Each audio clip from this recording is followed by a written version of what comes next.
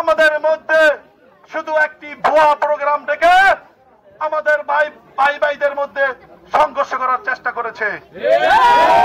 জানেন কোন সন্ত্রাস বরিশালের মাটিতে নেই।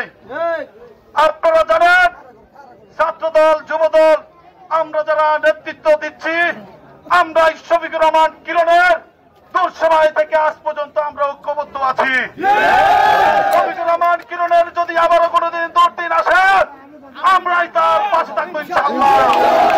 কথা দিয়েছেন, আপনারা কথা দিয়েছেন আগামীতে শফিকুর রহমান কিরণকে আমরা সংসদ সদস্য করে দেশনেত্রী বেগম খালেদা জিয়া তারুণ্যের অহংকার তারেক রহমানকে উপহার দিব ইনশাআল্লাহ। আজকে আমাদের মিছিল ছিল, আজকে আমরা মিছিল করতে পারিনি।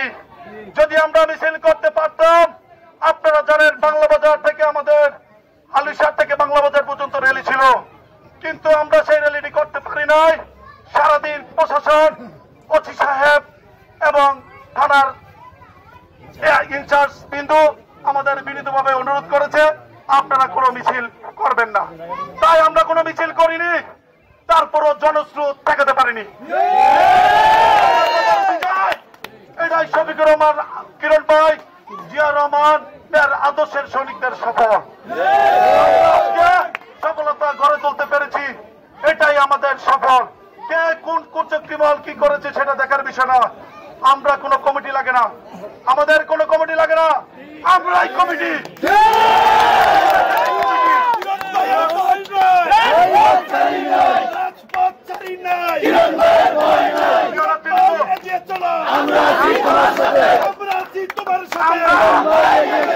কিরণ ভাইয়ের এক একটা সৈনিক, এক একটা ছাত্র দলের নেতা, এক একটা যুব দলের নেতা, এক একটা স্বেচ্ছাসেবক দলের নেতা। আমরা এই কর্মীরাই সকল মোড় ঘুরিয়ে দিতে পারি, সকল অন্যায়ের বিরুদ্ধে সোচ্চার হতে পারি।